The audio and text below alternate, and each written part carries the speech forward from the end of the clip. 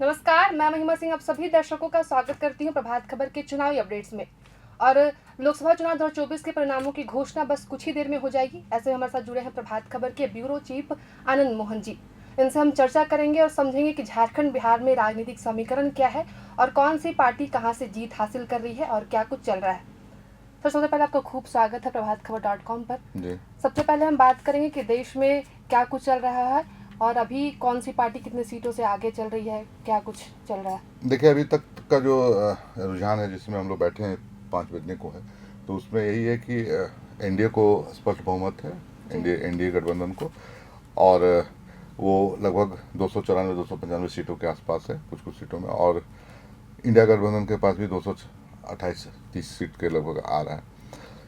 तो इस पूरे चुनाव का जो अब तक का जो रिजल्ट है उसमें ये साफ है कि किसी पार्टी विशेष को तो बहुमत नहीं है, लेकिन एनडीए के पास स्पष्ट आंकड़ा है सरकार बनाने का, और कल एनडीए की बैठक भी बुलाई गई है हमेशा के।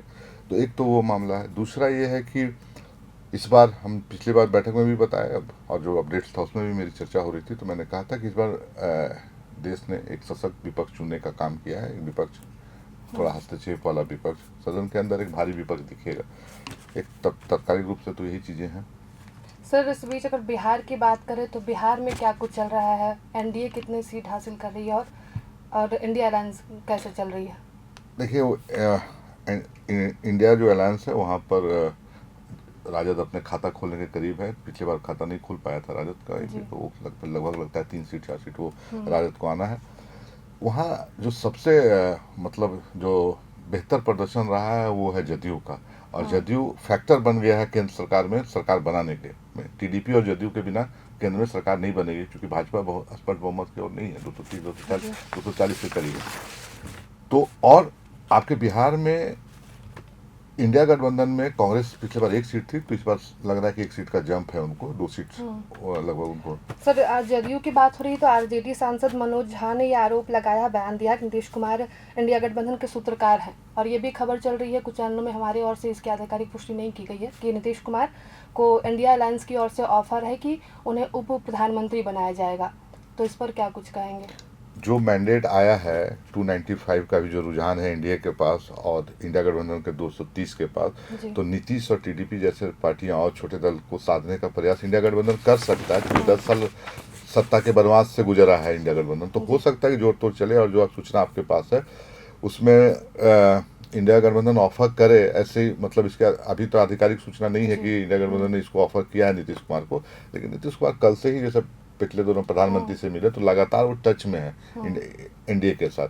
हमको नहीं लगता है कि अभी तुरंत इस पर किसी तरह की चर्चा या बात हो सकती है ये, लेकिन ये सारी चीज़ें कल से, आज से लेकर कल तक ये सारे गणित चलेंगे एक दूसरे को अपने खेमा में लाने, क्योंकि बहुत ना 30-40 सीट का ही मतलब अंतर है। जैसे 230 के करीब अभी जो हम देख रहे हैं रुझान है इंडिया गठबंधन के पास, तो इनको 272 का आंकड़ा चाहिए, तो 42 सीट है। तो लेकिन चूंकि कंफर्टेबली एनडीए का 295 में है, तो हमको नहीं लगता है कि एनडीए को अभी तोड़ पाना इतना आसान होगा इंडिया गठबंधन। बिहार में सर पूर्णिया भी है, हॉट सीट बनी हुई थी पूरे चुनाव में, जहाँ से पप्पू यादव निर्दलीय चुनाव लड़ रहे हैं और बिना किसी पार्टी के टिकट के वो चुनाव लड़ रहे हैं, और अब अभी तक जो रुझान है उसके अनुसार वो आगे भी चल रहे हैं। तो अगर वो जीत हासिल करते हैं तो क्या कुछ प्रभाव पड़ेगा बिहार में। देखिए, एक तो है कि पप्पू यादव का पूरी पार्टी के साथ कांग्रेस में विलय हुआ था, और इसी शर्त पर हुआ था कि पूर्णिया टिकट नहीं, उसमें फिर लालू प्रसाद का अपना एक शर्त हो गया और वो सीट पप्पू यादव से छीन गई एक तरह से। लेकिन पूर्णिया में उन्होंने एक सेंटिमेंटल कार्ड खेला कि हम पूर्णिया में ही हैं, पूर्णिया के लिए ही हैं, और बहुत तरह के पूर्णिया के साथ अटैचमेंट की बातें, और पूर्णिया भी लगता है कि पप्पू यादव के साथ जाता हुआ दिख रहा है अभी, और एक मार्जिन के साथ अभी आगे बढ़े हैं। अब अभी हमको अपडेट्स नहीं है कि पप्पू यादव का कितना भी बढ़त है कितने का, लेकिन पप्पू यादव जीत के करीब। तो निसंदेह पप्पू यादव ने एक चुनौती लिया, और राजद को कहें तो एक जवाब भी दिया, और कांग्रेस को भी ये बता दिया कि हम बिना आपके भी चुनाव जीत सकते हैं, पूर्णिया मेरा था और मेरा रहेगा, जैसा उन्होंने चुनाव के समय भी कहा।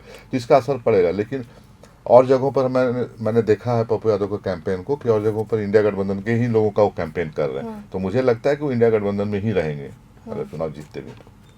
वही अगर चिराग पासवान की बात करें जो एनडीए से हाजीपुर से चुनाव लड़ रहे हैं, और अभी तक जो रुझान है उसके अनुसार चिराग पासवान बिहार में 5 सीट से जीत हासिल कर रहे हैं, तो एक युवा चेहरे हैं, तो अगर वो जीत हासिल करते हैं, परिणाम की आधिकारिक पुष्टि हो जाती है, तो इस पर क्या प्रभाव पड़ेगा बिहार में और उनको फिर कितना समर्थन मिलेगा आगे जाके?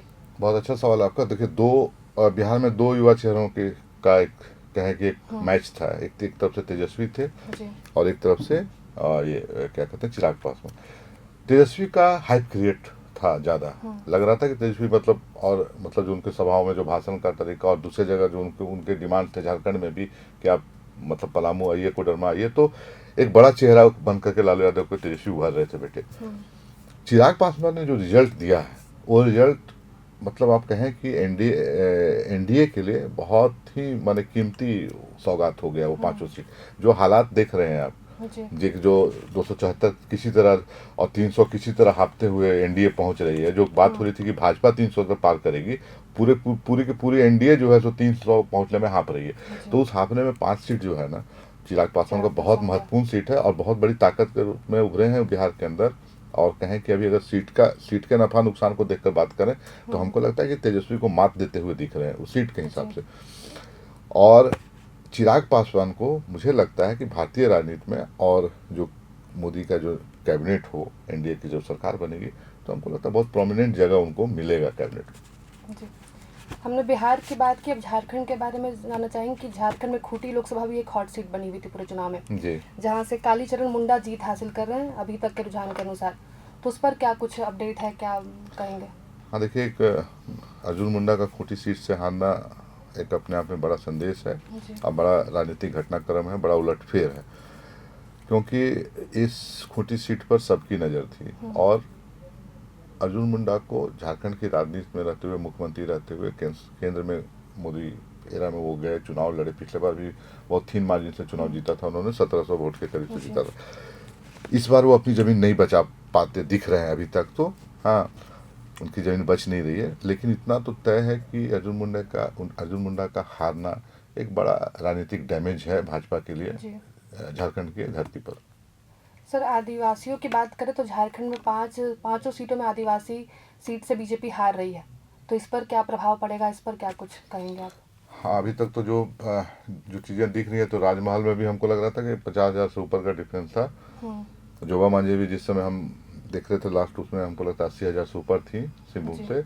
तो ये सीटें अब भाजपा के हाथ से निकलती हुई दिख रही है 3-4 से। दुमका में एक टसल चल रहा है अभी, सीता सोरेन और उनके नलिन सोरेन के बीच में थोड़ा सा थीन मार्जिन है। वो 8-10 हज़ार, 12 हज़ार का, 11 हज़ार तक लेटेस्ट हम जब देख रहे थे तो 11 हज़ार का लगभग आसपास था।